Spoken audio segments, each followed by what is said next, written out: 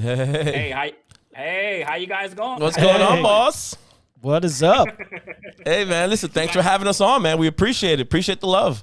Absolutely. No, I appreciate you guys too. Once again, fans, I got to give you guys a heads up. So these guys aren't they aren't the most wholesome duo, but they're got a couple. Yeah. We are definitely. Yeah, we are definitely not for the faint of heart. Yeah. So, I'll tell you that right now. Yeah. Grandma's got to start running from us. It's what jet football does to me. Hey, look, I'll have Ahmad. Ahmad's my producer. I'll have him put the disclaimer. You know, Yeah. We gotta warn them. I'll try to keep it clean. You know, I'll do my best. I'll do my best. Absolutely. Most definitely. So to introduce you guys, this is the Jesus and Chris. Absolutely. From the JD and CeeLo podcast. Yes, sir. Yes, sir. Coming to us. You guys in what area? New York? We are actually in Tampa, Florida. Yeah, we live in Tampa, Really? Florida. Yeah, Yeah. we live in Tampa, Florida, but we are originally from New York City. Absolutely. Yep. Oh, so you guys are Buccaneers fans? No. Hell no.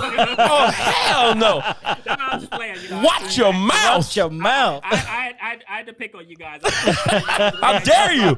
You're a Jets fan. Oh, absolutely, I mean, look at the absolutely. shirt right here. Yeah, we came here. We came here for the sunshine and the beaches and Yes. the good weather. That's about it. Yep. Well, that's what Tampa's for. You know, Yeah, Tampa's absolutely. It's a retirement city. Listen, I love New York City, but I had to get out. You know, big family, big everything. We had to get out. We had to get out. Yeah. It was too much. Well, we were supposed to have. I guess we got to give the people what they're paying their hard-earned money for. Yes. We're supposed to have a third guy. He didn't make it on, but it's cool.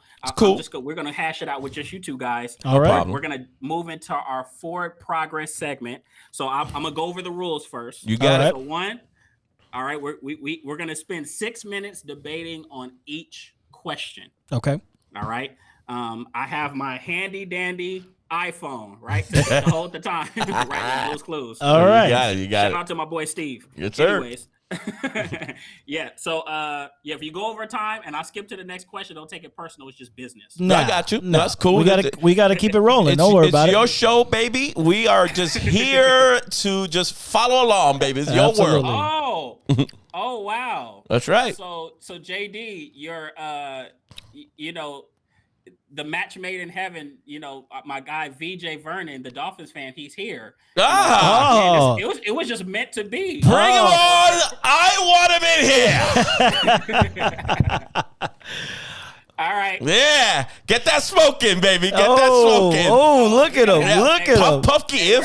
We're gonna have to throw a hard disclaimer. I want to obviously we got a familiar face, you guys. The hilarious Veteran Network and Fox Sports radio host VJ Vernon. He's coming on. He's gonna talk some football with us. Absolutely. You don't have your belt this time, do you?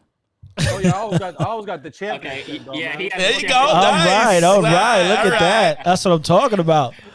All right. So This so is VJ, y'all know the story. I told you the story behind this belt, right? Go ahead. I would like to hear it again. Go ahead. Let me hear it. Quickly, Let me hear yes. it. This was actually this is African right here. This is African. From This was Wakanda. made by a lady by the name of Mfutu Mbatu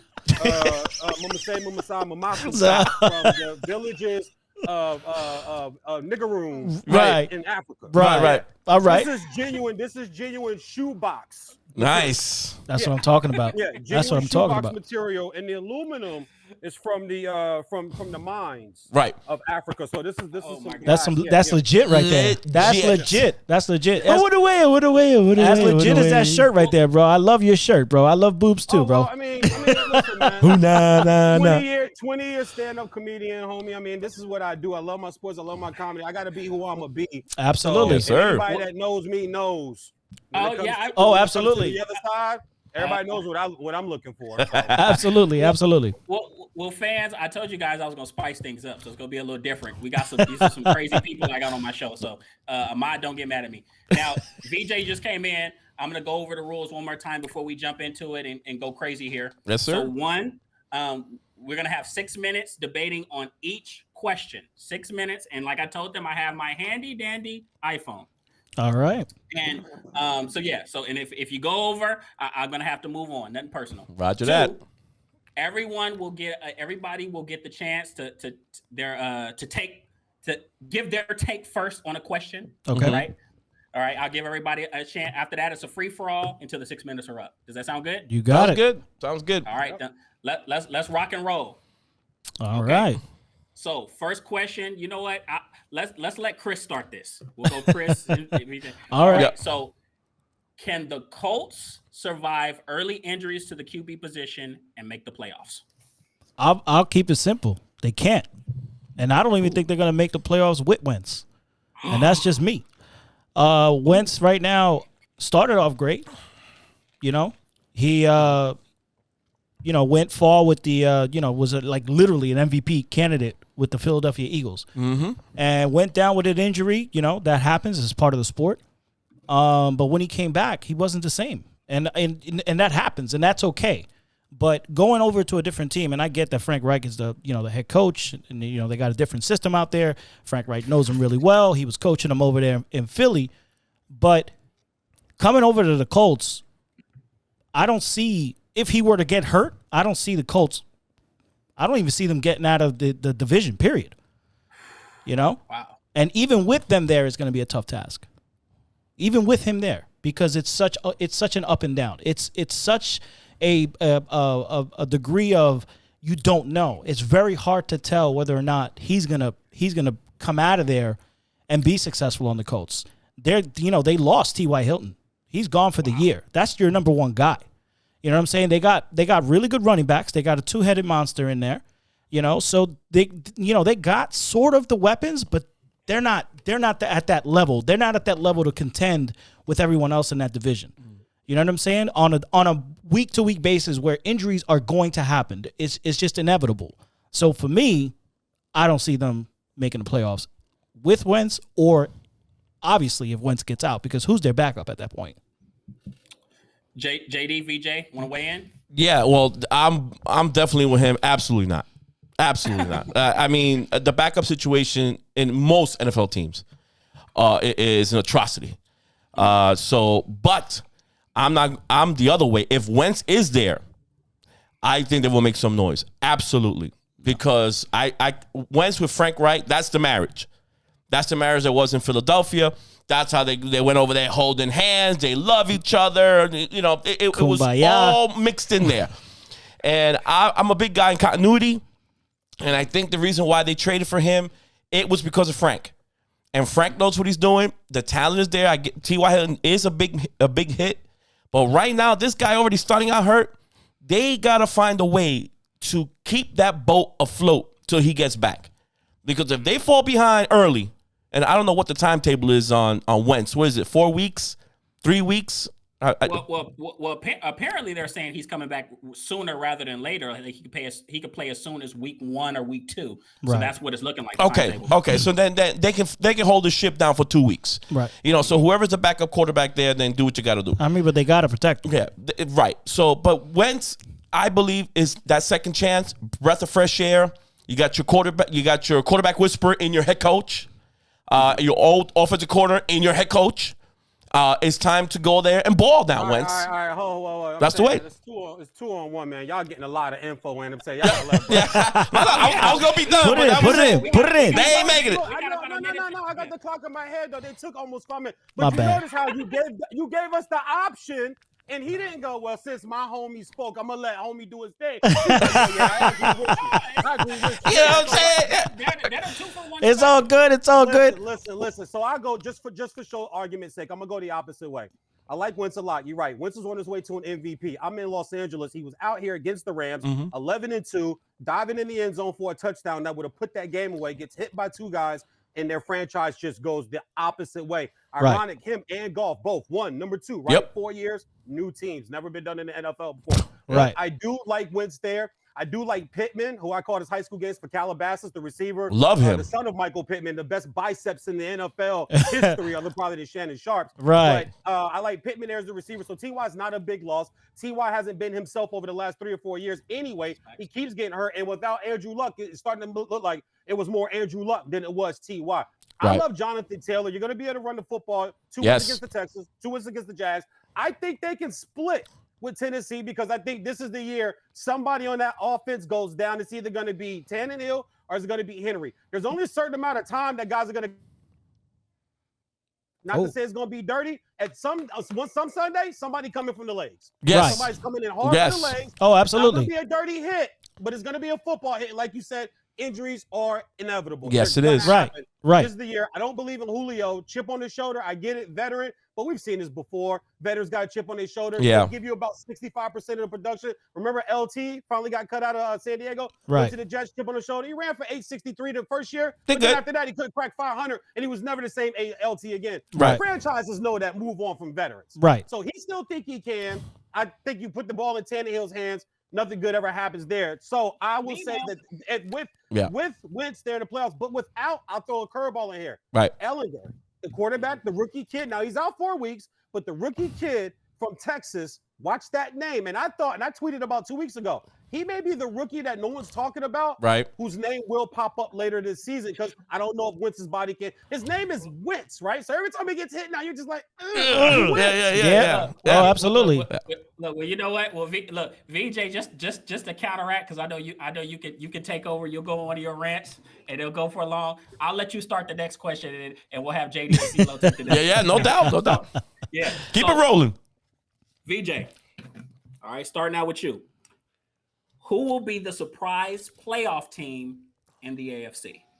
Denver Broncos. I love this team. I love this team. And it's because I love Teddy B. And let me just throw a few things. I talk fast, so I'll be quick. I won't take up much time as the tag team there, though. I like homie's accent, though. You from New York? Absolutely. All from New York. Absolutely. All right, that's what up. I can feel you. My family from Inglewood, New Jersey, so what up? That's what I'm talking about. So Denver Broncos, I love Teddy B. Why? Noah Fant, Jerry Jeudy, Oh, KJ Hamler sing coming it. back, Sutton coming back, two Yep. running backs and Melvin Gordon III, And backup kid out of North Carolina, Javonte Williams. Great offensive line. Defense, get Chubb back, get Von Miller back, bring in Pat Surtain Jr. Already got a pick 6 right now in preseason. This is it's an on paper championship team. That's not what I'm saying.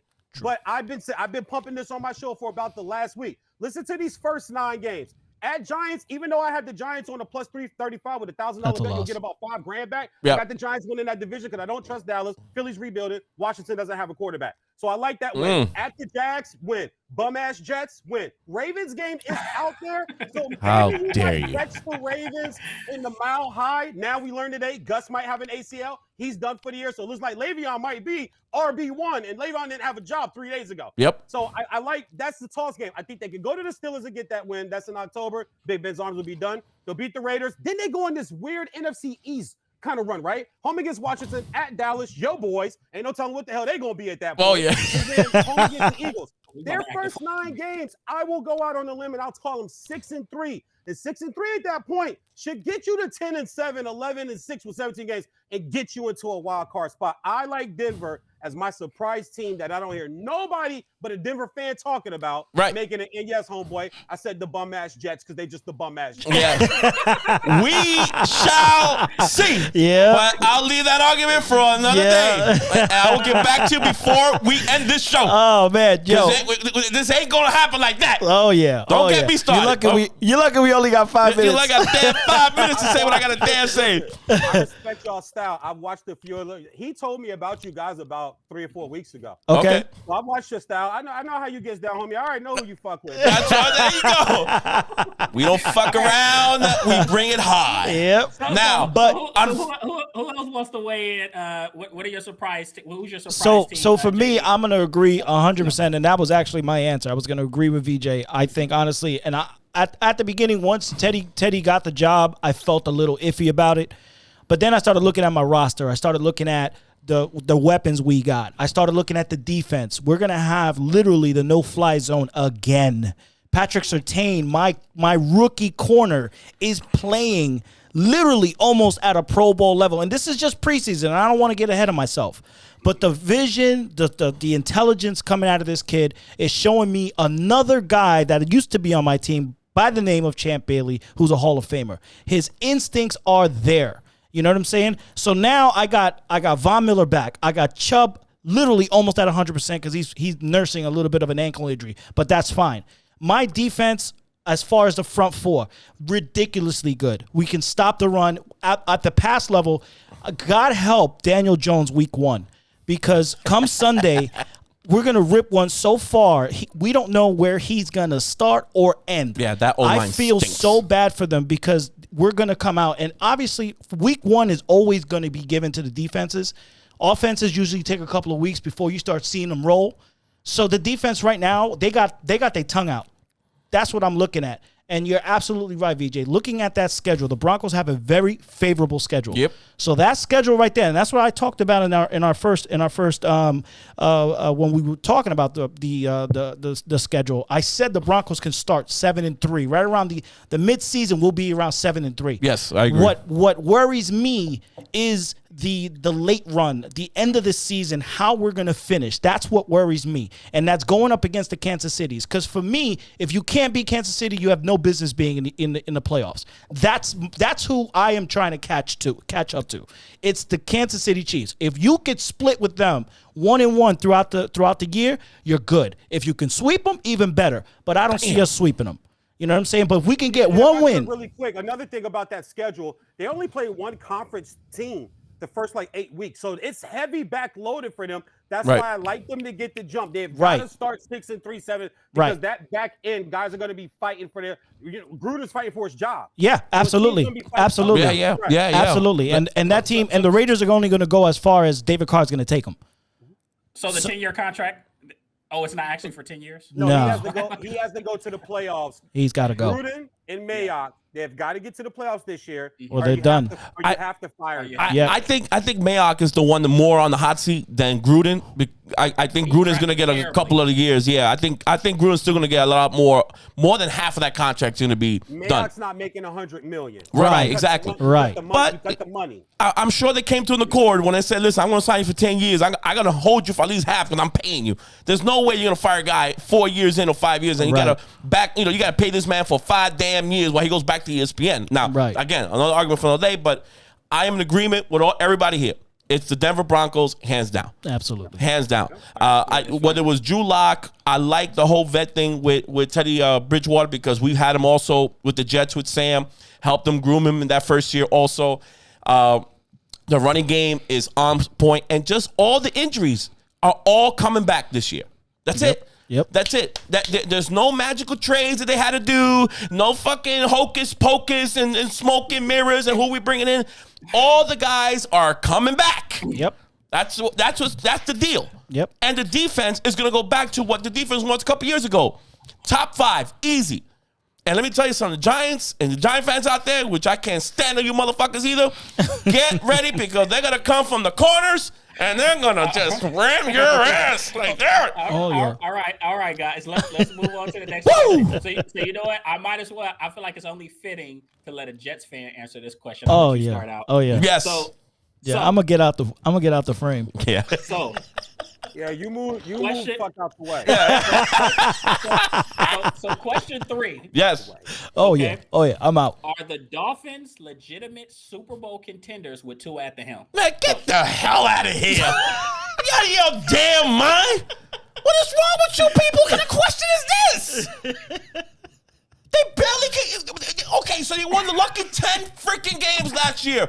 And that's Ryan Fitzpatrick, who you call, my friend, the bum quarterback in Washington. Okay? That guy held your boat straight. And Mr. Pineapple ass eating Tua, with his little rings of the flowers are on his neck, is still nursing, and hopefully the hip is right. Because that's exactly what we got to do is the hip check. Make sure that the hip is right. Mr. Tua Tonga Vailoa. What you got to do, pal, is learn your damn playbook. Because that's the first thing he admitted last year. What were his issues? Oh, I wasn't comfortable with the playbook. It was just more of a comfortability factor. And then he puts you in, and everything is a 5-yard pass. Everything. It's smoke and mirrors, just like with Tannehill. You drop 3 backs, dump it over here. You roll out over here, dump it over there. I don't like his form. I don't like that lefty shot put throw that he has. He's not a natural thrower of the football. And that is what turns me on, baby. I like guys who are thrower of the football. You don't shot put in the NFL. We don't roll out because your little short ass can't see over the offense on a goddamn line. You better make sure your strategy in that goddamn offense is supposed to be right. There is no way in hell. I give you a little credit for your defense. Maybe they can carry his ass, his pineapple ass, eating ass, all the way out to the finish line. No way, how? So impossible. All right, anybody? Look, who else wants to weigh in? Hold on, and one more thing. How you like that? All right, so a goddamn lungie. Number one, very racist of you. That's number one. I like pineapples too. You said it twice. Number two, you're a spitter. Yes, sir. Bring the wipers. That's right. Bring the wipers. Those are just those things. But I'll try to keep it the football if I can. Okay, so to answer your question, Kenneth, the answer is no.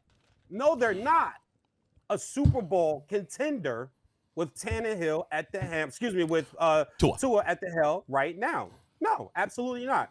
We are two dominant offensive linemen away and a game-changing linebacker away. Our secondary, we might have the top 1, 2, or 3 duos in the league. I agree there a little bit. Our Kent Holland out of Oregon, all 32 GMs gave him a first-round grade, but you can't take everybody in the first round. All the kid does is make plays up and down, can play the slot, can play the safety, he almost plays like that Viper position that Jabril Peppers was playing in Michigan. So they created that Viper position for him to kind of play because he's a tweener, but he gets turnovers and he changes the games. Miami was tied for first in the league in turnover differential last year. Yep. That'll continue. So the little credit you're trying to give our defense, I mean, Raekwon Davis, 100 tackle guy, Wilkins, number 4 overall pick from holds that line out. Agba, double-digit sack guy. So fine. You want to call us a little credit for the defense? Little credit. So let's go to Tannehill. So let me get real ethnic on you right here. Excuse me, Fitzpatrick. This whole Fitzpatrick thing, bro. This shit is media narrated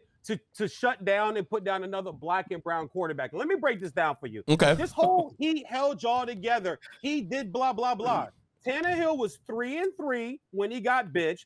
In the game week 6 against your bum ass Jets, he threw 2 interceptions and y'all dropped 2 of them. He'd have thrown 5 that day. If not for the defense pitching a donut on your bum ass offense for your bum ass Jets, we'd have lost that fucking game because the game was like 24-0, but it was like 17-14-0 for like the majority of the game. And it's like, okay, we keep turning the damn ball over. Also, when he was benched, 10 touchdowns, 8 interceptions in 6 games. You do the math there. The 3 teams that he beat, Jags, number 1 overall pick. Bum-ass Jets, number 2 overall pick. And the 49ers, number 3 overall pick. The teams he lost to, Patriots on the road to open the year. 3 interceptions, 1 in the end zone, another in the fucking red zone in the 4th quarter. And he also lost to the Seahawks. 2 interceptions in the second half, lost to the Bills, 2 interceptions in the second half. So save me this media bullshit narrative that y'all have come up with and y'all have drinking the Kool-Aid. I'm not all sold on to it. Kenneth will tell you that. I don't believe in Alabama quarterbacks. I never have. Amen. I don't believe in Nick Saban quarterbacks. I never have. I like Tua a lot, and I like Jalen Hurts a lot. But I still have to wait and see, can a Saban or Alabama guy do it? He'll tell you, I wanted Justin Herbert. I called college football. I was in Oregon against Montana and watched them with my own eyes and said, man, I was like 0-7. I was shitting in the bed, bro. I was doing the game where elbowed me doing the commercial. He goes, number 1 overall pick for the Dolphins. I go, who? Herbert? I go, yeah. We're sitting at number 5, right? Hell yeah. Big, strong, can make all the throw, has the moxie. Don't want to know, but don't want to listen. Watch the college tape. Go to the Rose Bowl. Wisconsin is wiping their ass up and down the field. They can't do nothing. He pretty much says in the second half, all right, guys, get right here. Let me show you the shit you can't measure. Let me show you the shit they don't do at the combine. This is game. I agree. I was scared shit that I thought Miami was going to get Herbert. Your question, no, he's not. But to rebuttal your fluke this or fluke that or whatever, was the division in our favor? The division falls in everybody's favor every fucking year. We just talked about the Broncos, and their schedule falls in their favor early. It's not my fault we get sent on the road back-to-back years in New England. Like, no one's got to go back-to-back till play. So, of course, to answer your question, no to it is not the answer as far as Super Bowl contender. But this idea that Fitzpatrick did something, man, I hear that beeping, homie. We talk about my squad right now, so just give me 45 seconds. Just give me 45 seconds, homie. You and I family, man. But this bullshit that Fitzpatrick somehow saved the Dolphins is that media-driven shit, dog. And when he got benched, this is the same guy that sat there and said, "Oh, I feel like I got fired." Really? Yes. Making 13 million? Oh, I feel like I got to sit in the office with the guy who fired me, with the guy who replaced me. If that was Tua or Cam Newton or Lamar Jackson or Donovan McNabb or Randall Cunningham or Warren Moon, we would not be praising this guy. Oh, absolutely. He is a career under 500 quarterback. In his career, Well, 80 touchdowns. I get it. The 4 years in Buffalo, 80 touchdowns, 64 interceptions. Do the math, guys. That's 60 a year. I guess we're gonna have to see. They're both starting this year. Ryan Fitzpatrick starting for Washington, Tua starting for Miami. So we're gonna see how that shakes out. We're gonna see. Yeah. See what you did? You knew when you wrote that question. You knew. I know I'm gonna get you fired up. He got your blood boiling, bro. Look at him. Look at him. He's sweating. Don't shake your head. We know the deal. And my man, I got you. And I strategically let the Jets. You're glistening a little bit. Let the Jets fans start. Yes. All right. So when I put my mouthpiece in and I got my football on my head, okay, I'm ready to play. All right. I'll start stretching. All right. Question 4. We'll let a Broncos fan handle this. Okay. Question 4. Okay. Trevor Lawrence or Zach Wilson? Which young QB would you rather build your franchise around? That's a tough question. I don't know why he's laughing over there. I don't know what you laughing over there. That's a tough question because right now it's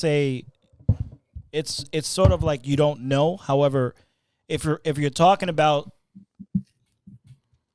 based off of what you've seen, they both came from two different programs, right? Mm-hmm. One which is super successful in Clemson, and the other one's BYU, right? Mm-hmm. But if I'm looking at the prototypical quarterback, I'm going to go Trevor Lawrence all day and 2 times on Sunday, just because he fits the build of what a quarterback should look like, at least in my eyes, right? You're talking about tall, you're talking about arm strength, you're talking about mobility, you're talking about awareness, and he expressed that and obviously showed that during his career in Clemson, and now he's trying to do that in the NFL, which is why I can't stand college football at times, because they don't prepare these guys for the NFL, you know? So the problem I'm having is, yeah, he's the number 1 pick. It's an obvious that you should go with him. But my problem is like, I don't know what's between the ears. So to translate that to the NFL level, there's been so many quarterbacks that you pick first or second round or third round. Freaking Tom Brady was a 6th round pick, and look at him. We're talking about him as he's the fucking greatest of all time. I can't stand the bastard, but I got to give him his props. But at the end of the day, it's all about what's between the ears. What can you translate? How can you handle those pressures? And for me, it's too early to tell, because Zach Wilson, in my opinion, could ball out in New York because he's got the weapons that Sam Darnold did not have. Mm-hmm. He's got the defense now that Sam Darnold did not have. Mm-hmm. So that's why. So fucking cute. Hey! Watch your mouth! Watch your mouth! You know what I'm saying? So unfortunately, Sam Darnold was a product of a fucked up system based on terrible drafting, terrible money spending. Everything. You're talking about injuries. You're talking about guys that didn't want to play because of COVID. So you would think it would have been a fluke year. Yeah, whatever. You know, this year's going to go by. We're sticking with Sam, and we're going to go. Who would have thought that the Jets would have been the second pick? Mm-hmm. But for me, honestly, I have to tip my hat a little bit higher for Trevor Lawrence, because for me, he fits the mold for me, at least from a comfortability standpoint. And something else that I think we should always consider, especially looking at Zach Wilson, he's playing for the New York Jets. Can he handle the market?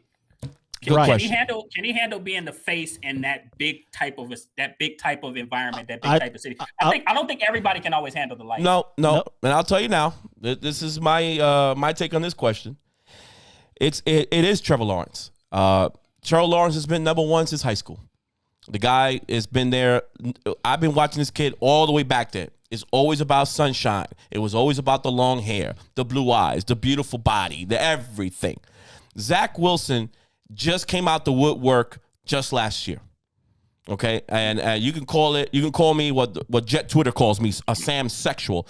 You damn right I am. We fucked that guy. We messed up, and we screwed him up.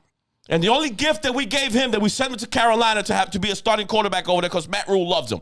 Yeah, he's going to win a lot of games there. And he's going to win some games with Christian McCaffrey behind him, and I can't wait to see that. I'm just going to follow him. I'm not a Panthers fan at all. I'm a Jet for life. But God damn it, I hope that kid resurrects his career and does what he does. But for Zach Wilson, he is stepping into a much better situation. I don't know about Urban Meyer. That's the only thing with Trevor Lawrence that kind of get me scared. What kind of offense are you? That's VJ's favorite coach, by the way. Yeah. Okay. He loves Urban Meyer. Just good to know. Now, I don't know where his NFL football acumen is. I don't know what kind of offense he's going to run. What you got prepared for Trevor? Because right now their roster is so it's going to take a couple of years. The Jets, on the other hand, Zach is walking into an offense that's already built for him. It's the reason why we got him is because they're going to run that Shanahan offense, which is basically the same offense that he ran in BYU. So it's not like when Sam came over from USC. They didn't have a foundation. Right. He's coming from one offense now to the guy that we picked up from the mountains, the offensive coordinator. I can't remember his name off the top of my head. That fucking bum. So he got to learn that with Todd Bowles. Then after that, they fire his ass, and now they're bringing Adam Gase, another idiot, coming from the Miami Dolphins, which we're not going to go there. Okay, we're not going to go there. I was warned. Yeah, thanks, pal. Thanks. So it's just too much things. Zach is coming in smooth landing, foundation, good coaching, I believe. To me, the goal for Zach is going to be Robert Saleh. Robert Saleh is the one is to be more important than Zach Wilson right now for me. But to answer the question, it's Trevor Lawrence because he's been touted since forever. And Zach, as much as I like him, I'm sorry, bro. I'm not falling for it. I fell for Sam Hart. I'm not falling for Mr. Blue Eye, blonde hair, everything beautiful, lindo, 21 years old. No, not doing it, bro. I'm going to sit back. I'm going to relax. And I'm going to let my head coach do what he needs to do. Robert Saleh, a.k.a. Xerxes. That's great guy. And he does look like Xerxes. That's Xerxes. And I will give you all the pleasures in the world if you just kneel before me. And that's what you're going to do, Dolphins. That's what you're going to do. Yo, so why do I feel like I'm watching a AEW or WWE promo right now? That's right. That's right. Is that a cross between? Hogan? Look, they took the whole 6 minutes. But you know it's good. You're starting the next one out. Is that a cross between Hogan and Macho Man? All of it. A little bit. I like your demeanor. But let me. I'll be quick. Go ahead, shoot. You're right. It's Trevor, but I gotta push back on something about number one since high school. People have to remember he wasn't the clear number one. Once again, that's that nice media narrative for the blonde hair, blue eye white kid. Yeah. Justin Fields was right there. Yes, he was. He committed. Trevor committed to Clemson before Justin Fields could. Because Justin Fields was going to go to Clemson. And then he decided to go to Georgia. Ask Georgia how that worked out for them. He goes off to Ohio State, takes them right to the – and not for the ribs, like balled out against Alabama. Once again, one of those games where this ain't nothing the combine can tell you. So in my opinion, that's where the Jets messed up right there. They didn't take Justin Fields number 2 overall. Zach Wilson has a little bit too much of Johnny Manziel to me. Small, and I liked Manziel, and I supported Manziel, and I wanted Manziel to succeed.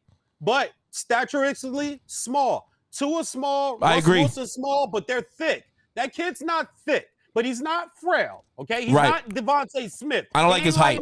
He ain't letting the ass. Okay? Yeah. Devontae Smith. Jesus Christ. I have to go back to my broadcast mind when I go call these games for ESPN Radio, and I see these players in person.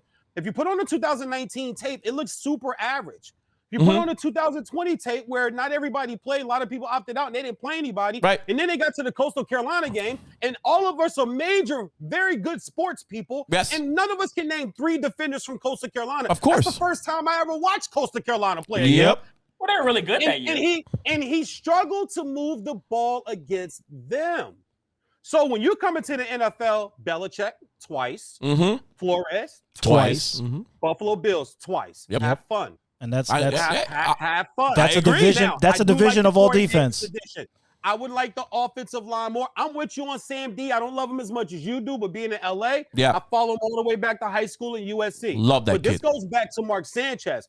Your franchise fell in love with back-to-back SC quarterbacks. Right. And if it not for the Jets having a defense, then Mark Sanchez we'd have hated him too. I think Sam D will do well. I don't know if he's gonna win as many games as you guys think, but I think he'll do okay and do better 10 games there. Mm-hmm. But I just think it's Trevor Lawrence is the right answer here. Yes. Just simply because I thought the Jets took the wrong quarterback. Justin Fields, you could not have. Chicago came from 20 to 10 for a reason. For a reason, absolutely. And think about it, and there was no other team that needed it. If there was another team that needed a quarterback, he'd have went earlier than that. The Bears would have never got him. Right. I think that's where the Jets messed up. Trevor Lawrence, I think you and I talked about this, Kenneth, when last time we were on the show together, when we did our fantasy drive stream.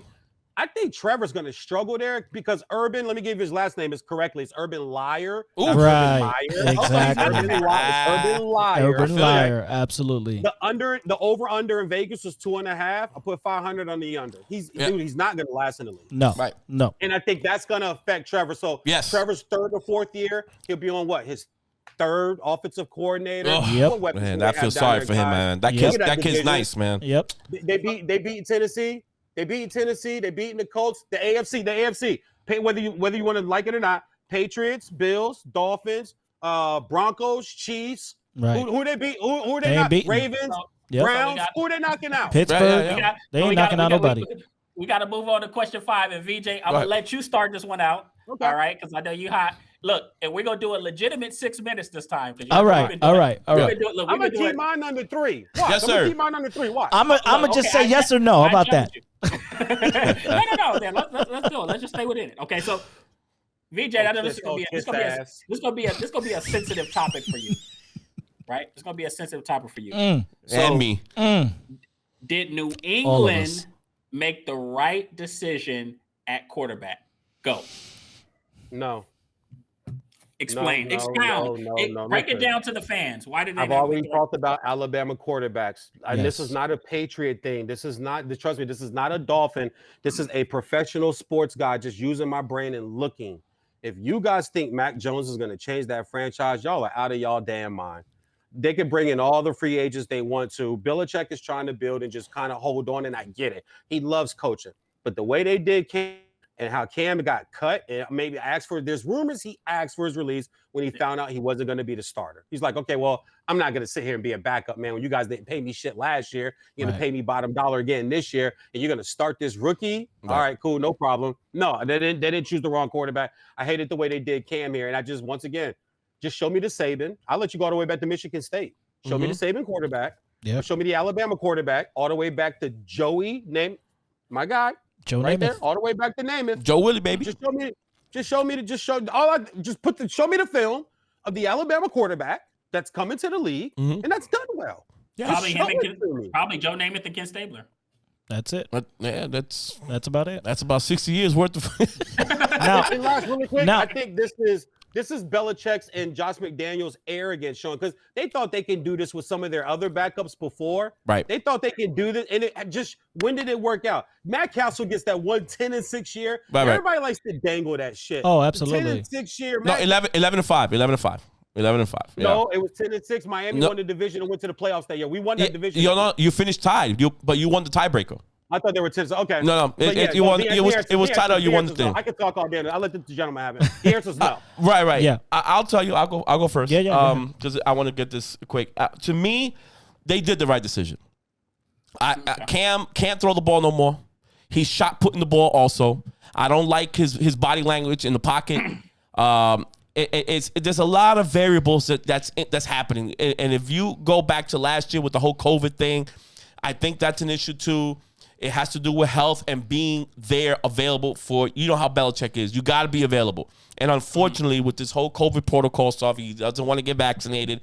And he's got popped twice already on that, where you know you're going to miss games. You got to do these special stuff that you got to leave the building in quarantine.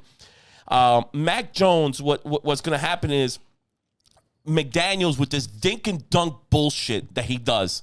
And that is what is successful in that offense. And I think Mac Jones has enough skill to do what he's asking him, what McDaniel's asking him to do.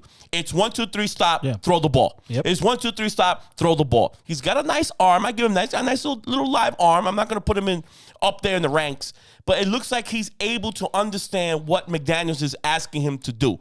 And I think Cam Newton's personality is just too much for him to be the backup, and I think it would have distracted Mac Jones. And there's the reason why I think they let him go.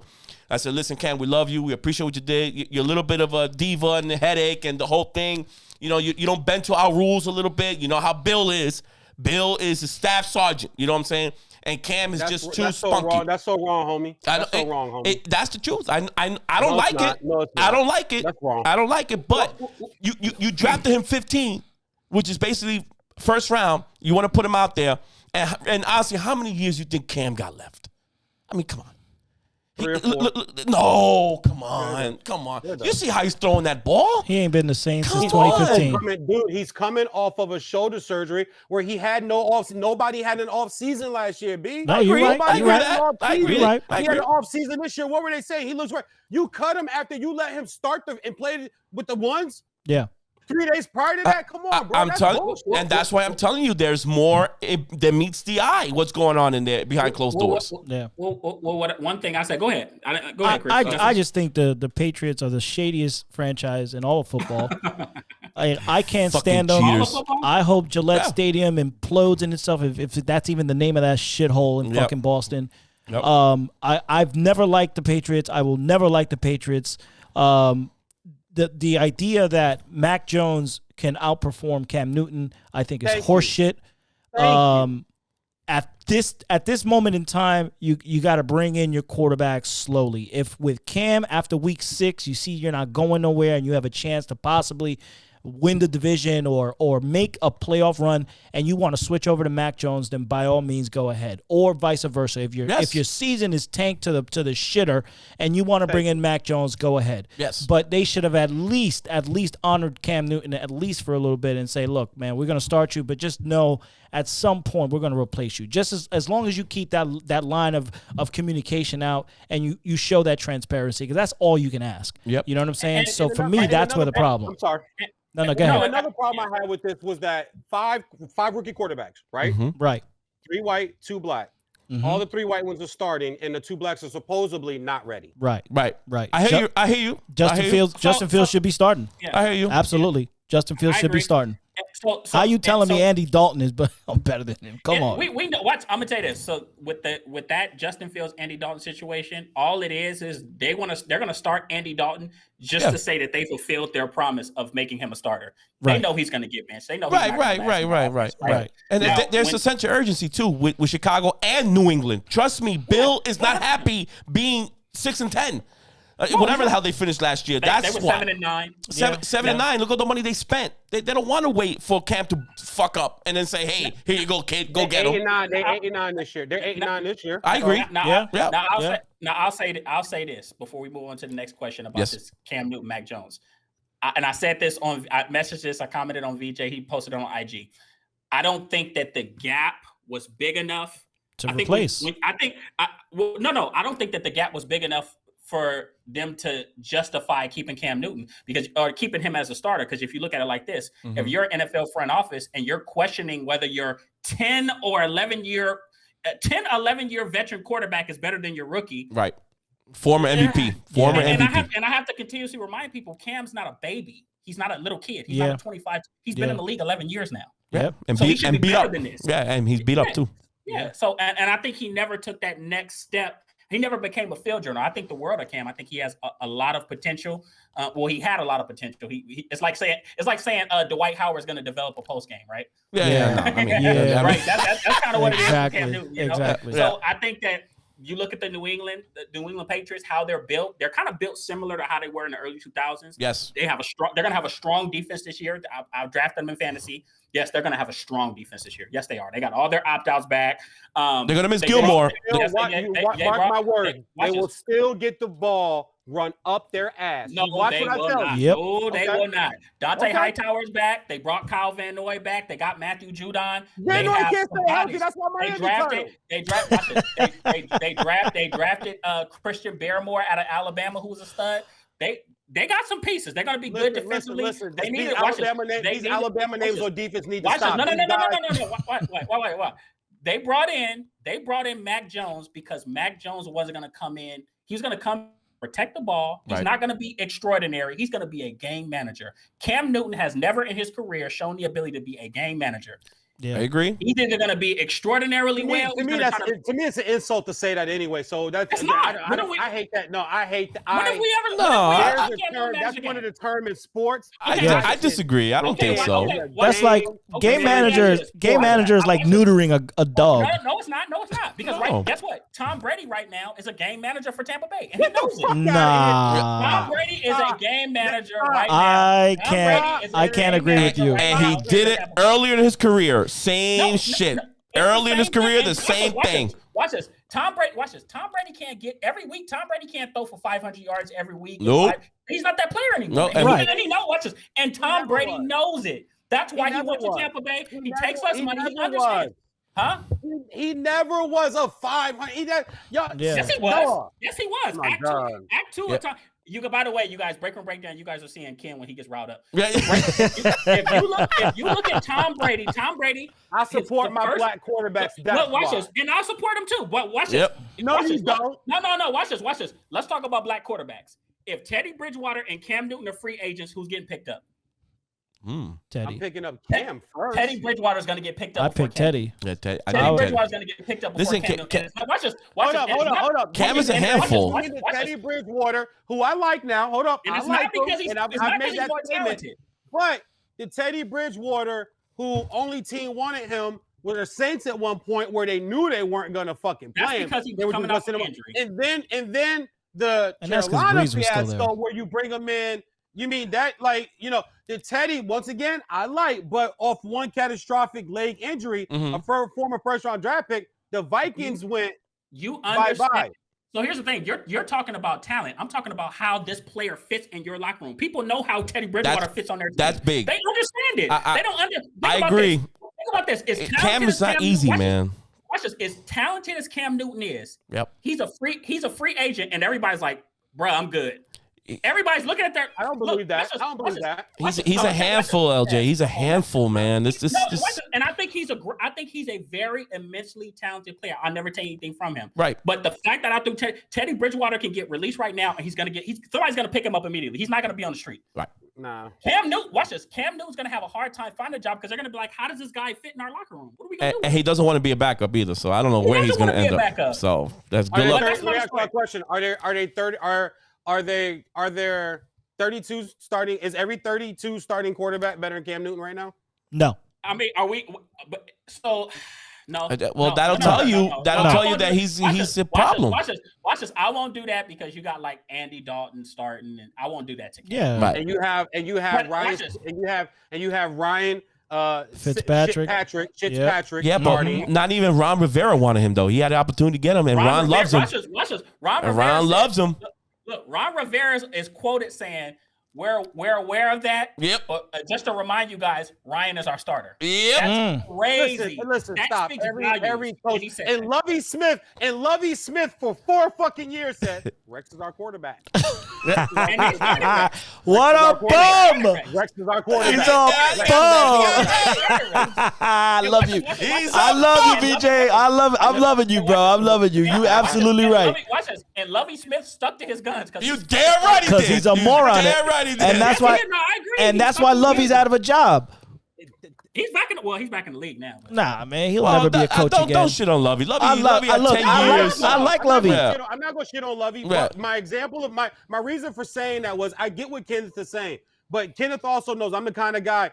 Don't tell me fuck your quotes and coaches, GMs, right. Some of them, they just have to say certain things. Yeah, they're robots. Yeah, robots. Urban Meyer last week admits, vaccine played a part. Everybody went, no. Yeah. He's like, shit. My bad. No, don't say that. My goodness. Hey, bro, come here. Yep, Yeah. he had his Listen, Yeah. This ain't college. You don't control the city. Hell This no. is not Gainesville. This is not Columbus. And this is not Provo. Yeah. Yep. This isn't those places. Absolutely. Yeah, bro. You ain't. So what does every coach? Cam gets cut? What does Bill Belichick say the next day? It had nothing to do with it. I know you guys are writing that, but you should be very careful. Blah blah blah blah. Yeah. Right. And I didn't even jump on it because when somebody texts me, well, Bill, I said, bro, I get that. I'm still going to say my piece. I'm still on Cam's side, but he has to say that. Yeah. Yeah, of course. Absolutely. Of course. You cannot say you cut Cam because he's unvaccinated. You cannot. No, absolutely, no. absolutely not. It's coaches just say again. what they And gotta I will never believe anything coming out of Yeah, Belichick's and- mouth and because he's Bill a can liar. suck it. He's a fucking cheat. He's a scumbag. Scam artist. You know, you could Fucking put a bunch cheat. of. He's a absolutely. Scam artist. He's a scam artist. Hey, look, good luck for me getting him on this show, huh? Listen. I got a question You for could you. tell him I Why said the that. hell are you? Why did you book guys like us and trying to time us? I just want to know what the fuck you were thinking. Yeah, you're right. I agree. Okay, look. I'm really holding up here. I'm trying to mention you in this, bro. I'm Yeah. trying to help you. Yeah. Let's get through these last couple questions. Okay. But you're right though. Hey, look, I won't make the same mistake twice, right? We gotta learn. Right. Trial and error. That's how humans we're gonna learn, do right? each other's show. We're gonna contact each other. Yeah, Oh, yeah, absolutely. yeah. Absolutely. I'm feeling this. All right. For sure. Absolutely. Absolutely. I'm Okay. loving this. So CeeLo, this one for you. Okay. Is the no, this is gonna be 6. Which AFC team enjoyed the most productive offseason? Go. I'm gonna defer to the Jet fan over here because he had a really good compelling argument, a very good one, and he has a lot of information on this. So I'll defer to my teammate. Here. Absolutely, and I'm trying not to be a homer, But okay? we gotta look at it honestly. Let's- Let's not look at the fanhood. Let's look at all the information. Let's get Mr. Fish over here, directed over here. I want you to look in my eyes, okay? It's right over here. Don't look too much, bro. Don't look too smoke it. much. Yeah, puff a laugh. Puff a laugh. Now, it is my Jets. It is my fucking Jets. Plain and simple. We had an outstanding free agency last year. Or this year, let's just say. I'm saying last because this year is starting already. Number 1 receiver we picked up. We picked up this other, on the draft, we picked up Elijah Moore. We got the weapons around Zach. Defensively, we got CJ Mosley coming back. And finally. I know you guys VJ is talking about the Alabama linebackers, but CJ Mosley is the deal. I like Mosley. Mosley's a great player. CJ He's a great player. Yeah, CJ is the truth. I just can't wait to get him going. Now, between free agency and the draft, next year the Jets are already had a good free agency class this year, are already in position for next year to have over $60 million in cap room. How did Joe Miami Douglas already had 72? Just so you know, Miami already had 72. Listen, we'll get to that. Just because you got more money doesn't mean you got the bigger schlong. I love. Okay, let's keep the schlong over there. We have also 7 picks in the first 2 rounds in the next 2 drafts. 7 picks. That's the accumulation of the trades. That's the wheeling and dealing with Jamal Adams. And Joe Douglas is wheeling and dealing. So now that I know this is going to be a crappy year for us, I've said it on record that we're going to win 4 to 5 games, probably. 4 to 5 games if we're lucky. If everything hits right and Zach Wilson is just going berserk, that'll push us maybe to 8, maybe. But I'm not going over there. I'm not going there. We're going to be a 5-win team. But if you get Corey Davis right, who's your number 1 receiver with Elijah Moore, and you get that right, and now you got these draft picks coming up because technically I haven't done my homework yet on next year's draft, but you know there's going to be a plethora of receivers coming out. You got a plethora always. You're going to have a plethora of pass rushers probably up top of those first rounds. The Jets are well positioned to do whatever they want. They can trade up. They can trade down. And I looked around the league to see who had that combination. Nobody had it. My team, between the general manager and the head coach, they finally has gotten us on a steady road. On a steady road. I don't care about wins and losses this year. The culture in the building has changed. And that you got to factor that in also as far as the future. And now future free agents next year are going to say, you know what? I'm coming to New York. I'm going to go play for Rabba I'm going to pay for Xerxes.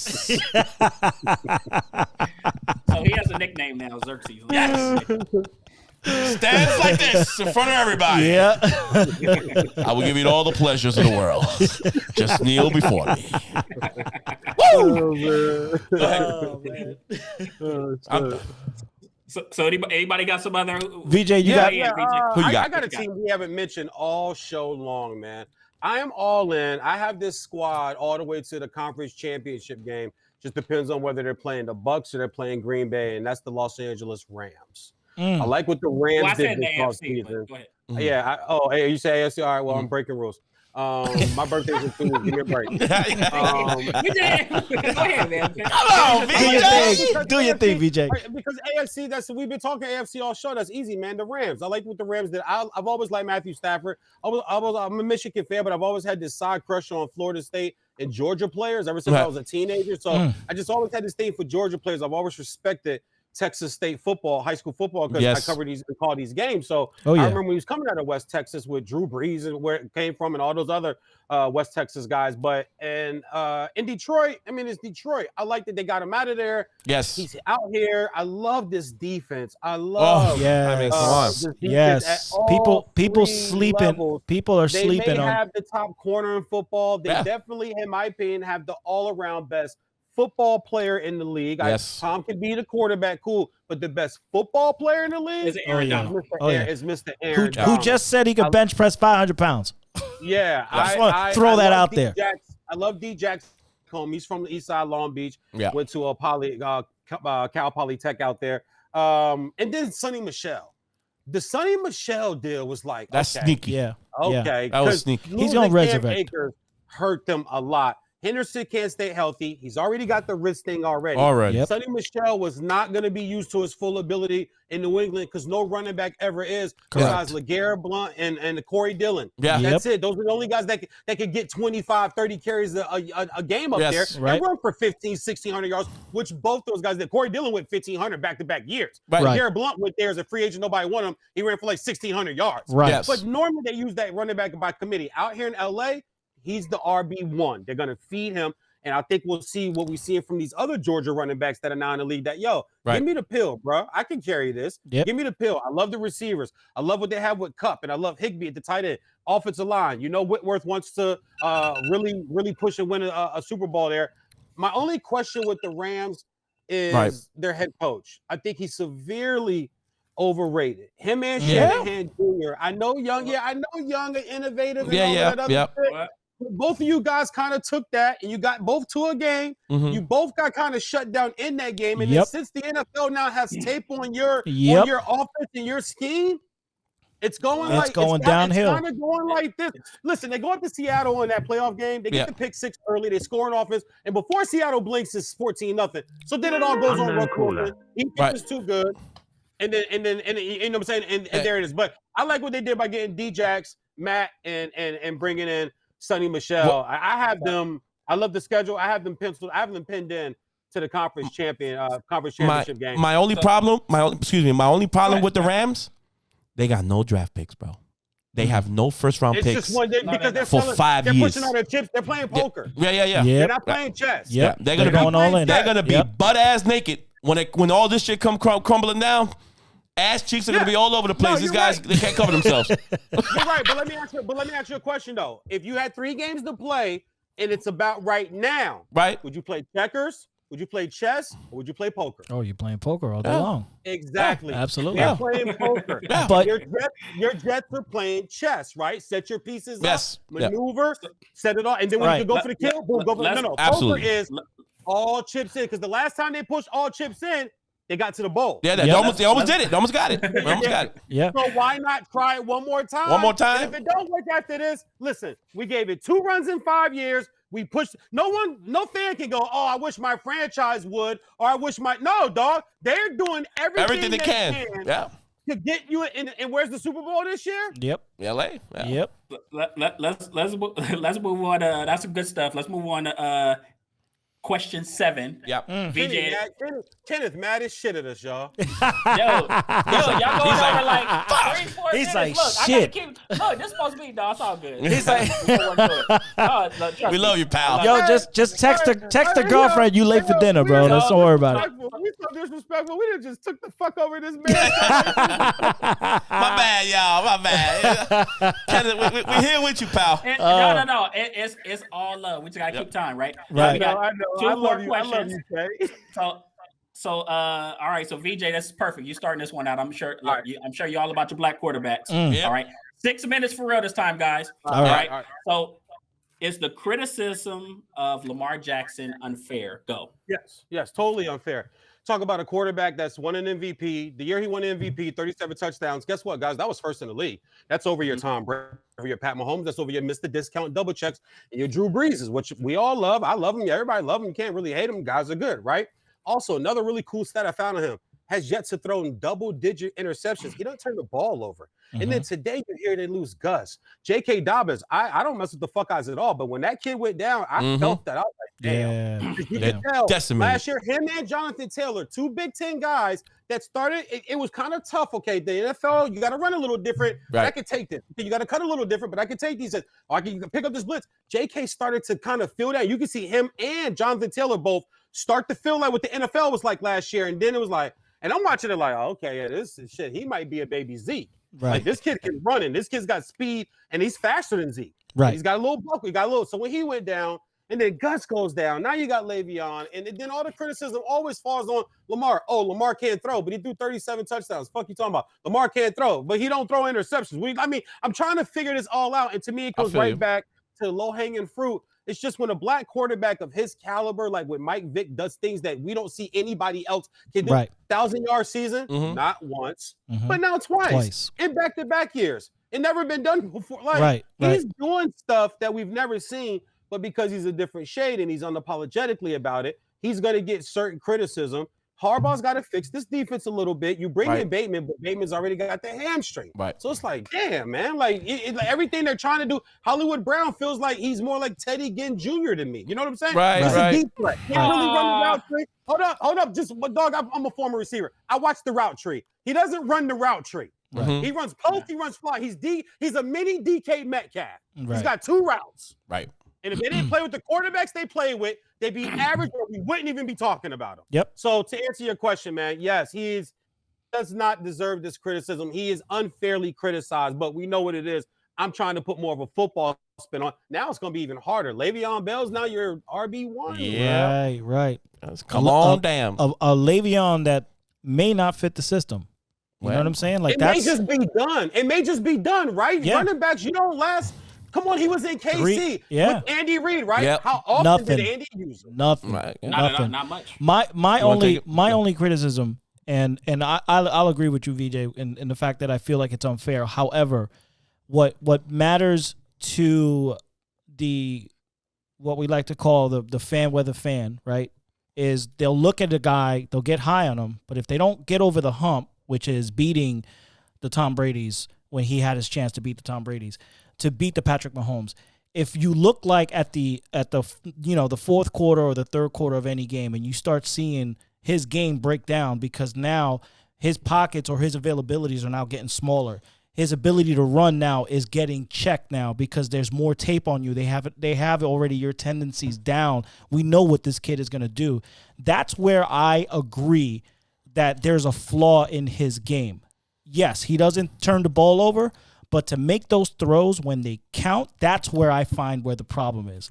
So I don't think his criticisms are unfair, but there's that part of his game that I got to say, come on, Lamar, if you only did this, dude, you'd be there because can't nobody stop you. When his wheels are on, he is on. There's no beating him. Patrick Mahomes is probably maybe close to him, maybe. And we're not even talking just throwing the ball. I'm talking about from a running perspective because Patrick Mahomes is very elusive. He likes to run around the field and go crazy and then throw these no-look passes. But for me, my criticism is when the game counts. The fourth quarter, you got to get into field goal range or you got to win the game via touchdown. And he's done it before, but it's not consistent. That's my problem with Lamar. That's my criticism of him. But as far as everything else, I agree with VJ. And here's mine. Again, I go back when I criticize Tua and I criticize these guys, Cam, who shot put the ball. He's got a nice little arm. It's a little unorthodox for me. But again, it's shown in the playoffs. When he is more than 3rd and 8, 3rd and 9, 3rd and 10, and I need that down and out, Lamar. You gotta hit the son of a bitch down and out, get the receiver the ball, first down, move. It's just not consistent. and that is being a thrower of the football. Sometimes you have to sit in that pocket, burp the baby, and make the throw. Not look. You can't burp the baby. You can't burp the baby. You can burp. He's got a good offensive line. He's got a good offensive line because they run the ball all day. So when he sits back there, he's like this. You can see his legs go like, I'm ready to run when I can run, but I'm gonna look a little bit. But if I'm gonna run, I'm gonna run. But I need you on a playoff. Yeah. You know what I'm saying? It's back and forth. I'm like, shit. I'm gonna take off. No, Lamar, I need you to stand tall. Look, I don't care if you gotta go to Andrews up the middle. Hit the middle, Papi. You got to give him better receivers, dude. You got to give him better receivers. I agree. Absolutely. And that part is a factor. The 3rd and 9 you're talking about, I agree. Yeah. The 3rd and 9, yes, you're right. I need you 1, 2, 3, safety, turn. Boom. Hold that safety, and fire it. First down. I also need better than what's been there that's running that route because that corner knows where that receiver's going on that out route. Right, he's going to sit on him. That corner knows that there's a chance that Lamar's going to throw this short. Yeah. He's going to throw it long. So I'm not scared. I can jump in. I need a receiver that actually puts a threat now in that corner. Right. Okay, yeah, that's Lamar, but I ain't worried about him. I'm worried about this dude right here in front of me. Right. I got to make sure I'm in my back pedal. I got my hips. I got my eyes. I think guys like that, just to even throw it back to Cam when he was in Carolina, he used to tell people, bro, tell me who his number one receiver is a white tight end. Right. Yeah. That's his number one receiver. His safety. Is a white or in an older Steve Smith. Right.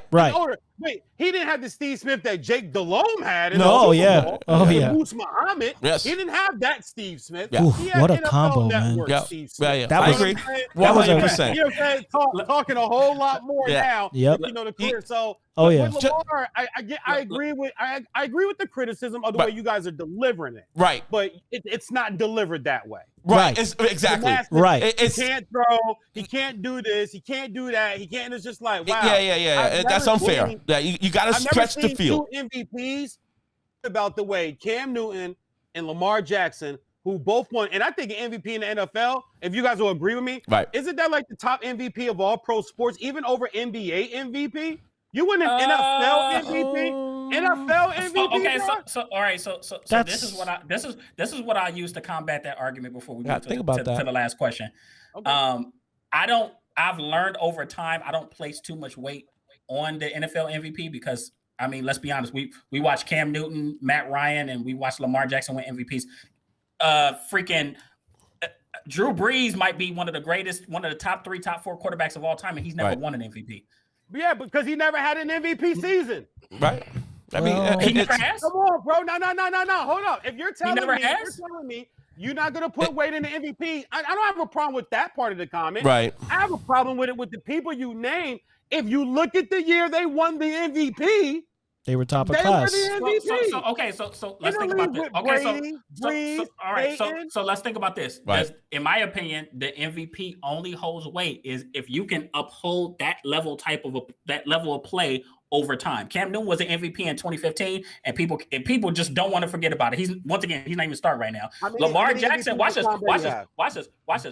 Lamar Jackson and all his greatness in the 2019 season. Right.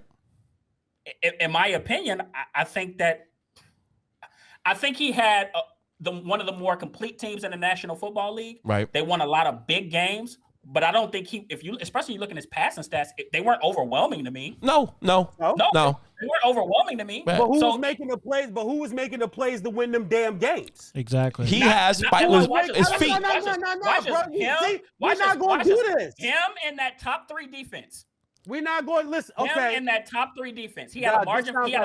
He had a margin for error that a lot of guys don't have. You're making this sound like a basketball argument. You're punishing a guy for the other side of the ball doing a fucking job. He had the best offensive line in the National Football League. You need all 53 in football. Why is that a punishment? I agree. He had the number 1 offensive line in the NFL. Can we agree on that? Yes. He had the number 1 offensive line. He had a loaded backfield.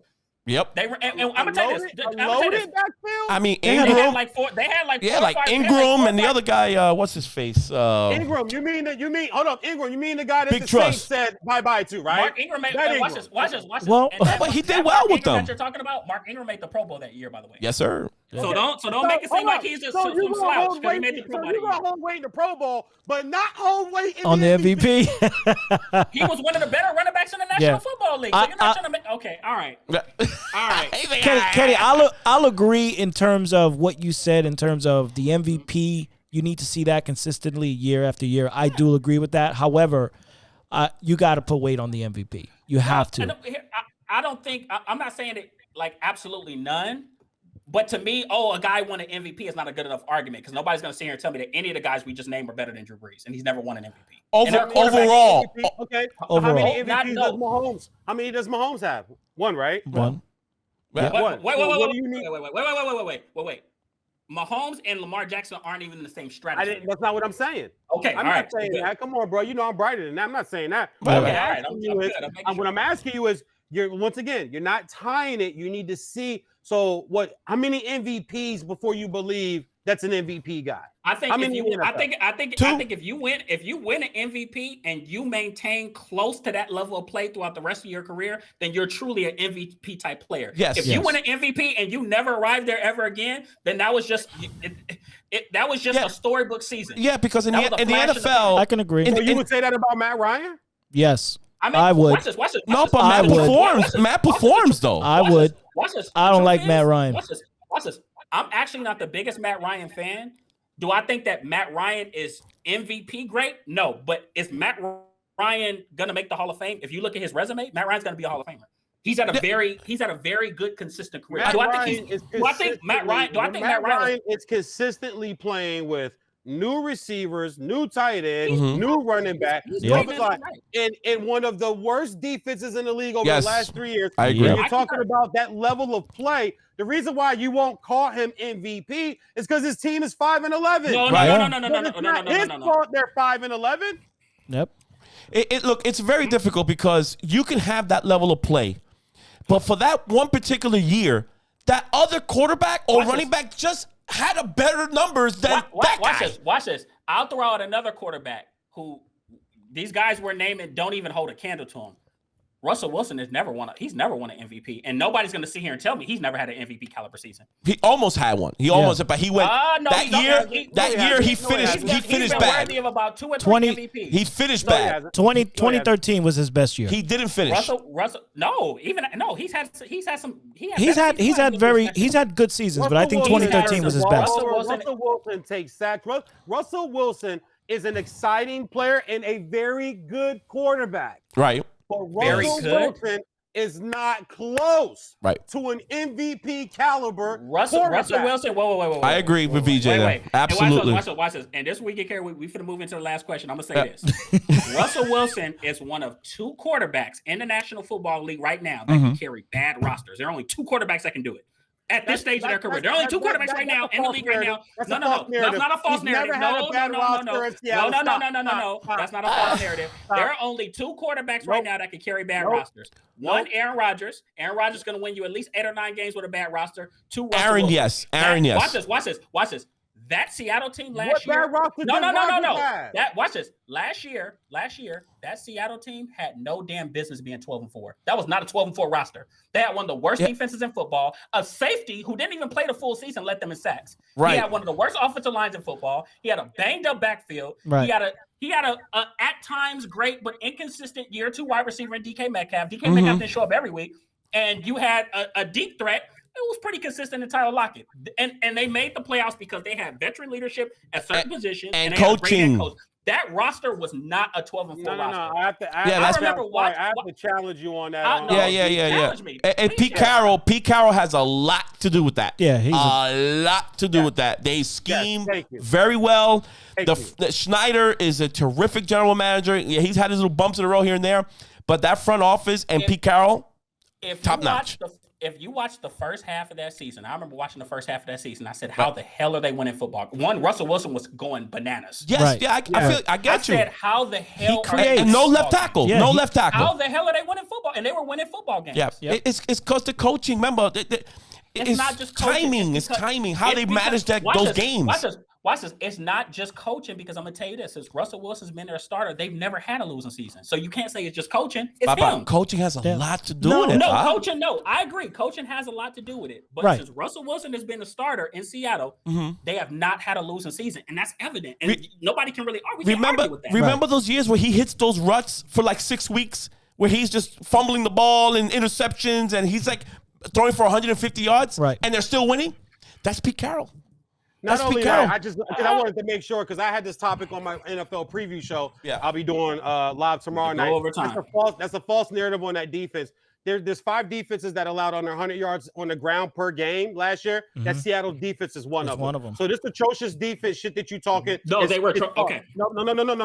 When you Okay. can hold, dog, there's 26 teams that are giving up over 100 on the ground. Seattle's defense is not one of them. Yeah, they're That's respectable. Not an atrocious Right, yeah. defense. Yeah. Sorry, that's not an atrocious defense. Now, in On the air flip is a side, different on the story. offense, once again, Russell Wilson, he's a good quarterback. He Yes. runs around and he makes things happen. He's exciting and but he Baseball also takes slides. a lot of sacks. He turns the ball over a lot. Yo, you guys are talking about like Lamar, who doesn't turn the ball over, and you're finding every reason why he can't. But here's a guy who actually throws better than Lamar, can throw that 3rd and 8, that 3rd and 9 you guys are talking Right, about. right. He can do all of that shit. Yes. And still turns the ball over. And we're like, oh, well, it's the defense. It's a bad roster. No. No, You're talking Tyler Lockett. he tries a lot. Perennial Pro Bowl. Yeah. Probably might be the greatest, the best slot or little man receiver maybe like the last decade in the NFL. Who? Tyler Lockett?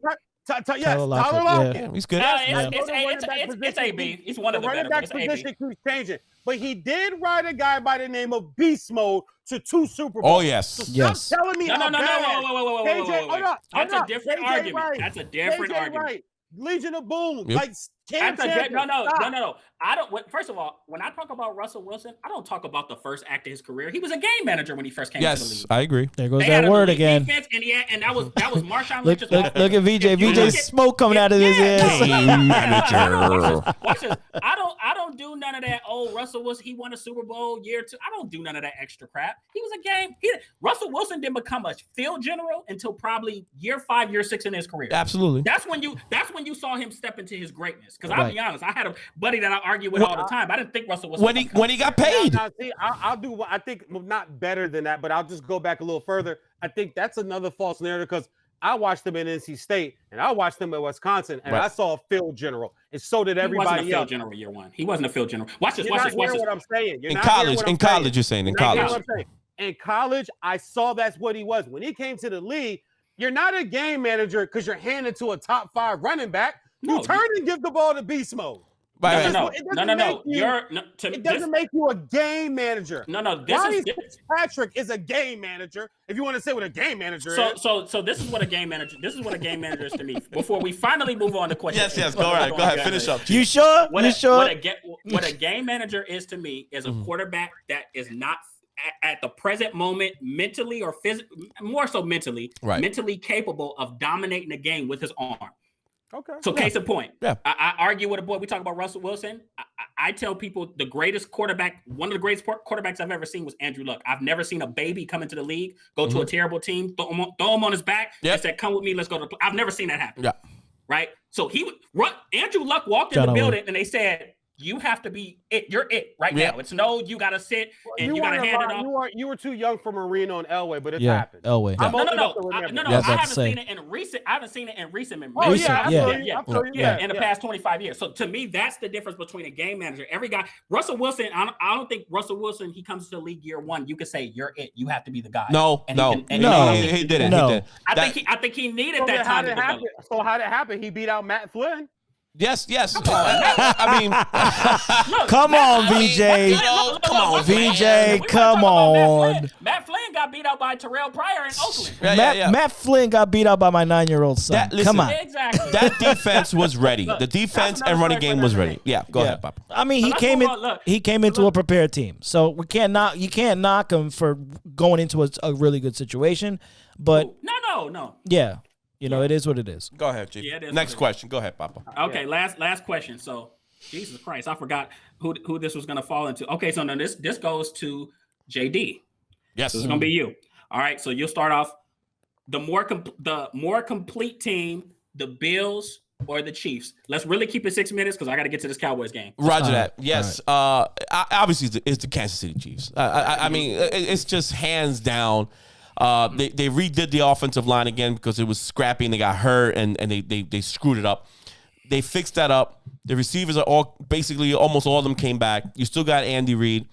The Bills, I'm a little biased against them because of the fucking Bills. I don't trust Josh Allen. I'm sorry. I'll give you that 1 year, Josh. I'll give you that 1 year. Because you're nothing but a flash in the pants. You just hate everybody in your division. Everybody in the division dies. Everybody dies. You got to see him on Sunday. So I got to see more of you, Mr. Allen, for me to even tell you, the Bills who've won absolutely nothing for the last 25 years. Zero. Donut. Zilch. Nada. For all of a sudden, you're going to move up here to the top of the class? No, papalote. No. You're going to prove to me again that you're going to do this almost 40 touchdown passes and all the scrambling around. And McDermott, I give him credit. That's good coaching. See, again, a difference between Sam Darnold and everything that he had to go through. The Buffalo Bills got that part right. Your GM, check. The coach, check. Offensive coordinator, the OC, check. Now, they've done a hell of a job. Job. Because they had to fix this guy who couldn't hit the side of a barn when he came into the league at 52% completed percentage. That is awful, atrocious. So all of a sudden now, he's at 69%. That's what I call, again, coaching. Now, I want your little ass to go do it again. And I want you to do it again every week after week, in front of my Jets, in front of his stinky fish. I want it against New England. I want you to prove it to me again. Until then, get out of my way. Get out of my way. It's the Kansas City Chiefs, and everybody get out of the way.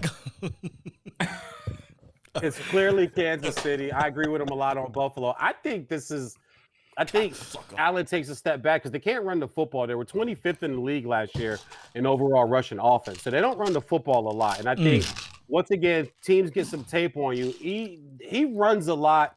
I don't like to wish injury on a player, but I think if there's a player, I mean, look, guys are dropping off like flies, right? Before the years even started. If you're a fantasy football like me, I'm in 27 leagues. So I know I love me some fantasy. Yeah. Oof, I can't even handle one. That's just sinful. God bless you. God. Yeah, I'm in 27 leagues, homie. So and I just, you're watching running backs just drop. You know when these quarterbacks are going, guys. Yeah. And every year, all 32 don't last. Right. Somebody's going, and it's normally the ones that run. Right. And he runs, and he's big guy, 6'4", 6'5", 235. Yes. He's built strong. A lot of power. But it's like Derrick Henry. Sooner or later, you're going to get tired of this big white quarterback running over you. Yep. And that's why it ain't dirty, but, homie, I'm taking the legs. Yeah. Take the legs. Yep. And he fumbles a lot. You hit him? That's a normal NFL tackle with J.K. Dobbins. That's a normal tackle. Yep. And ACL. So I think there's an injury that's going to happen in our division. I think the AFC East, because there's so much hype on all of our quarterbacks and everything. Yes. Somebody's going, it could be two. Somebody's going down. Yeah. The league's not going to pay out. There's an unexpected 4-win team in the AFC East this year. I just don't know who it is. Yeah. One of these teams other than the Jets. It's probably us. It's probably us. I mean, unless Salah coaches his ass off. That's where I'm at. And their defense is fine, but once again, we're decent. To the playoff game, if Rivers doesn't overthrow an open Pittman in the end zone and they don't miss a 37-yard field goal in the first half, that's a different game going into the half. Right. Yeah. You saw you got in Kansas City, they couldn't score. Yeah. They couldn't score against Kansas City, and Kansas City couldn't stop Tom Brady in the Super Bowl. So how good is your defense really? So I don't think they can run the football. KC, I don't think is that much more complete, I just think when you start saying Honey Badger, Mahomes, Mhm. Kelsey, Harmon, Yep. Hill, Andy you Reid. start naming the guys, Yep. like they say, man, it ain't always the X's and O's. Some Sundays it's the Jimmy and Joe. Yes, Yep. sir. Oh yeah, absolutely. What you got? Agree 100%. I think, you know what, I guess we can easily say Kansas City because they do have especially strength at certain positions. One thing about Buffalo I like is I think they improved in the pass rush. Right. That kid they took, Grosu, out of Miami, I think is going to be a stud for them. He kind of gives me David Irvin vibes. You could play him inside, play him outside, and then they have a second year kid out of Iowa, AJ Epinesa, who's Yeah, look like he's Epinesa. going to take the next step in his development. Defensive wise, I think they have one of the better safety tandems in the league, and Poyer and Micah Hyde and Tre'Davious White might be, in my opinion, easily the second best corner in the National Football League. Right. You're right. The only thing they're missing is a running game. I think they're a pretty complete team. You said what? 5? Top 5. Okay. He's not because, and this ain't being home. Y'all know it like I do. Don't act like 2-5. Don't act like quarter. Don't act like quarter. Not down in. Don't act like quarter. Okay. I'll be honest. As much as I like Xavier Howard, I think he's more of a.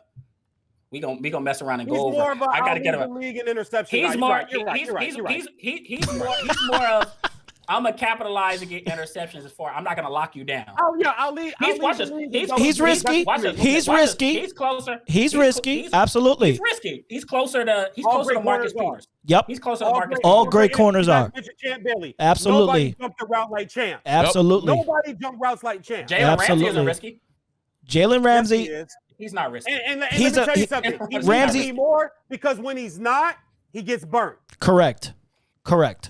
He needs to be. Jalen Ramsey, I would play press coverage in your mouth if I'm Jalen, all day long. Yeah. Yep. He's a big kid, All man. day long. Yep. But Big kid. he's more diva corner, so he likes to show. Guys like Champ, my favorite football player of all times, Mr. C-Dub, Hall of Famer now, Charles Woodson. Mm-hmm. Yep. Deion, Rod Woodson. Guys, I can go. Yeah, I got you. Hell, Revis. I'm a Michigan guy. Revis is too. a shutdown guy. And my boy Revis. And Revis was like the Kawhi of corners, right? Yeah. Yeah. Oh, yeah. Oh, absolutely. Oh, yeah. Absolutely. Never said a word. Never said a word. Yeah. That's what you I like. tell people, in my opinion, and maybe this is gonna be a help. This is gonna make you feel good as a Jets fan. Darrell Revis might be the best corner I've ever seen. Yep. I've never seen anybody have the Thank you, technique sir. that he's had. I've never seen anybody have the year he had in 2009. Yes. Where he shut. That year was absolutely Down the ridiculous. line. Down the line. Rex, watch this. And before we wrap up, Rex Ryan said this. He said, we're able to do so much defensively because we can put Darrell Revis on their best receiver and we don't even have to give him help sometimes. Yeah. That's how Correct. great he was. He shifted the formation to the other side. Did you see? Hold up. I know, and that's cool. Listen, Revis was a beast, but that you've ever seen? Are you 27? Darrell Revis? No. Wait. He could tackle. You watch this. Fuck, are you 18? Watch this. You can't name a corner that played on the defense with no pass rush because the Jets had to Zero. They didn't have any dominant pass. No, they had no dominant pass rushers. With little to no safety help. But they had that wasn't the biggest guy because some of these guys are naming. But all right, no pass rush. No pass rush from a linebacker perspective. Watch this. From the linebacker perspective, because their defensive tackles and that interior line was very strong. Watch this. Was very they strong. Didn't have when you played against them. If the Jets aren't blitzing, they're not getting to the quarterback. We had a great blitz scheme. That's what it was. And he was only able to really use that blitz package because Darrell Reeves was able to do so much. Yeah, they were putting goal line stances in first and 20 at the 20. Watch this. And one other argument that people don't like I make. Darrell Reeves wasn't some 6'2", 6'3" guy. He was a 5'10" guy. Yeah, that was 5'10", 5'11", strong as an ox. Strong as an ox. If you watch his tape against Calvin Johnson, cornerback masterclass. Oh my god. Oh my god. And Calvin Johnson's 6'5". I'm like, how's he doing this? Okay, so then you need to go back and watch the highlights of Brent Grimes against Megatron. Brent Grimes didn't lock him down. Brent Grimes fought. Go back and watch the Frank Grimes. I like Brent Grimes though. So wait, he's a Miami. He truly is a Miami faithful. Catching that game. Gotta throw that in there. like leaping No, back. I remember it. I remember it. Okay. I And remember the that. next time they tried to run that same fucking route, I remember was it. exactly, I and you didn't hear Megatron's name the rest of the Oh my Sunday. goodness! Oh, No. absolutely. Ray Maybe Grimes got- was maybe a got fight- lucky was on a Megatron feisty- only. He was a feisty quarterback. All right, Cornerback. but Darrell, watch this. you're bringing Darrell, up Revis's watch this. Megatron. No, so, watch this. No. Darrell Revis, Megatron wasn't even a factor against Darrell Revis. Brent Grimes, he made some plays against Brent Grimes. Brent Grimes just came back with that nice interception. We're not going to make it seem like Brent Grimes shut him down. He made one play off of Brent Grimes' tip. Mm. He was not heard of. Dog, I remember Miami had the game won. They lost on the fucking last All right. touchdown pass. Like, stop. All right. Well, look. I feel you, VJ. I feel you. We'll carry this on VJ show pretty soon. We're gonna wrap this up. Absolutely. Before we go, one thing I want to thank all of you guys for coming on the show. I Absolutely. enjoyed it. No problem. It got a little feisty. VJ came on. Imagine inviting somebody else. You seen like Rick James and Dave Chappelle? Yeah, absolutely. Absolutely. That's what VJ did. He came on my show. He laid on my couch. Oh, yeah. Kicked his face. Yeah. It's all good. Yep. He did, right? He said, "What the five fingers say to the face?" What is that, rich motherfucker? You can buy another one. Yeah. Damn right. Exactly what he did. You damn right. He walked up in there. He said, "What the five fingers say to the face?" Exactly. That's what VJ did. Yeah, you got another. You got more show. You got more show. Absolutely. Absolutely. Watch this. This is the first 1 hour and 30-minute break room. But I'm thankful that it's with you guys because I definitely enjoyed it. And guys, thank you for having us. 100%. There were some great takes today, and obviously, fans. I hope you guys took some great notes. I hope you blurred out all the cursing and you took their football knowledge. Yeah. Right? We could bleep that. That's all. Oh no, we're good. Hey, if they can't take the curses, they shouldn't be fans of your show. 100%. They should be fans. Or sports period. Or sports period. Or right? sports period. But for my guest, let's start. Obviously, we seen VJ before, but we'll get to him last. But for JD and CeeLo, tell us about your podcast really quick and how can the fans reach you? Oh, absolutely. We are just a one half of comedy, and then the other half is obviously our passions for our sports, and we try to cover as much sports as we can, not just the NFL, but obviously the MLBs, the NBA. We're big on the NBA. We cover all the sports. Yeah. We run over even to soccer for any of those that are fans of soccer as well. We cover that as well. Yes. Absolutely. But for your fans, if you guys are wondering, you can find us on Instagram at JD_CeeLo.low podcast. Twitter, our Twitter handle is at JDCeeLo Podcast 1, and then our YouTube, which is where we want our fans to go because that's where you get all of our content, is at the JD ampersand CeeLo Podcast, and you can find us, anytime. We have plenty of episodes there, so you can sit there and laugh and have a good time. So that's basically what we're doing. Absolutely man. Hilarious. We're passionate about our sports, about our teams. We wear it on our sleeves, and we don't give a damn what anybody else thinks, and that's just how we roll. So we got some great fans so far. We got some great subscribers. We get great feedback, and we hope that you guys join us as well. Just follow us, and then obviously we'll reciprocate it right back to you guys, man. Beautiful. Thank you so much for having us here, man.